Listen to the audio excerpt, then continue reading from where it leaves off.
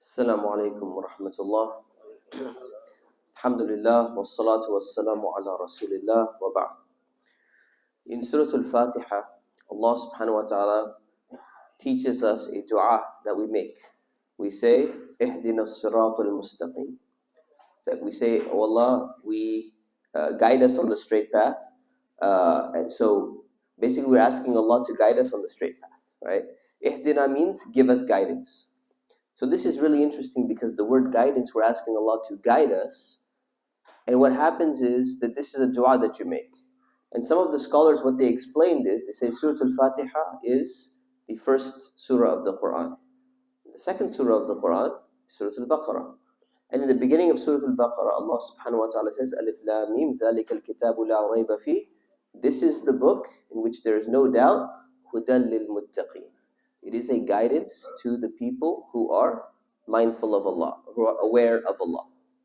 So it's saying that there's a connection between the dua that you make for guidance in Surah Al-Fatiha and the response to that dua is Surah Al-Baqarah. That where Allah is basically saying, you were asking for the book, here is the book that you get. It's a guidance for those people. So here is a book in which there is guidance. You ask for guidance, this is your book. This is what you need. Now, Ramadan is the month of the Quran. It's the month in which the Quran was revealed. And that's why there's supposed to be an extra additional emphasis on the Quran. But what is that emphasis supposed to be? So there are three main things that we should be focusing on. One of them is reciting the Quran. The second one is listening to the Quran. And the third one is reflecting upon the Quran, or what's called tadabbur. And reciting the Quran, everyone knows we should try to recite the Quran in its original Arabic form, learn what's called the rules of tajweed to the extent that we're able to do. We have different groups and classes. There's a class over on this side for kids, young boys. There's a class upstairs for younger girls. Is that still going on in Ramadan, Nabil? No, okay, but for the boys one is still happening. Girls will make dua for them, inshallah. And there's another one on this side for everybody else, for all the other men on the side, inshallah. So that anyone who wanted to improve their recitation, we have classes, alhamdulillah. We have a lot of classes taking place almost every single day. So that is reading the Quran. And there's listening to the Quran. When you listen to the Quran, it's one of the best things you can do. You know what a lot of people do is they listen to so many things. They're driving in the car, they'll hopefully in Ramadan maybe listen to a podcast or something like that. But people, just think about Americans every day. They're non-stop listening to music all the time. And it has an effect on them. When you walk around, they have AirPods, or the trend, earpods in their ears or something like that. And they're always listening to something because they need to keep themselves occupied. One of the best things to keep yourself occupied with is the Quran. Either recitation of the Quran or recitation mixed with the translation of the Quran. Both of these are beneficial. Now some people are concerned and they say, well, wait a minute. There's a verse of the Quran where Allah subhanahu wa ta'ala says when the Quran is being recited, and you must be quiet and listen attentively to it. So what if I'm walking around and doing household chores and tasks and all that? Can I have the Quran playing in the background, but I'm not actively focusing specifically on every single verse that's going on? And the answer is yes, you can do that. As long as you're not neglecting the Quran. You're not ignoring it. You don't put the Quran in the background and then open a movie and you guys are sitting and watching a movie. That's neglecting the Quran. But if you're listening to the Quran in the background, you get one of those apps like MP3 Quran or something like that, and you listen to different recitations in the background while you're doing your dishes or while you're cooking or whatever it may be. There's a lot of immense benefit and blessing in doing that. And it changes your mindset. It has an effect on your mood, and it has an effect on just the entire household. So that's something that we should be doing. And the third thing is reflecting on the Quran. It's called tadabbur. And this is probably the most important aspect of the three.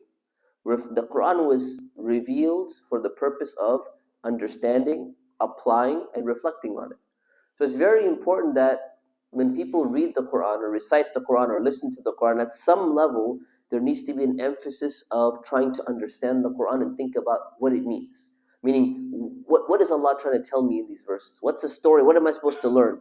Either for today, with what I'm going through in my life right now, or just in general. What's the reminder? What's the wake-up call that I need? And in order for us to do that, we need to understand what's being said in the Quran. So those people who know Arabic, maybe they should be reading a little bit of tafsir, like a short tafsir, whether it's like Jalalain of Suyuti, or it's like some Tadabbur al-Quran tafsir, or tafsir of Sha'rawi, or something fairly easy, nothing too academic. I don't recommend the academic ones, but something very light and very easy that makes it easier, like Aysar al-Tafasir by Jazairi and things like that. And people who don't know Arabic, they should be reading a translation of the Quran. And we should not give so much emphasis to only Arabic, but never trying to read the translation of the Quran.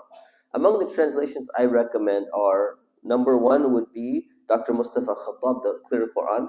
It's a very good translation, mashallah. It's a little bit too far from the literal wording of the text, in my view, but it's still one of the absolute best and most easily readable one. The second one would be M.A.S. Abdul Halim, is also a very, very good translation of the Quran. So we should try to read with the translation, try to understand what's being said.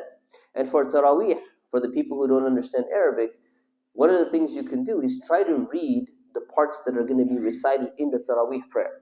And then when you read it in advance, for whatever is going to be recited, now you can connect with it. You can say, you know what, I remember reading the story of Adam and Iblis, and this is what happened, and there was the angels, and you know a few words. When you hear Adam, you hear Iblis, you hear Malaika, you're like, oh, I know that story. I know exactly where we are because I read the general content of what's being said, and I know a few words from here and there I can pick up. I know where we are in the story. This is one way to help, reflect and focus on the Quran. So may Allah subhanahu wa ta'ala help us bring the Quran into our lives in this month of Ramadan. Ameen wa sallallahu ala sayyidina Muhammad wa ala alihi wa sahbihi wa sallam. Assalamu alaikum.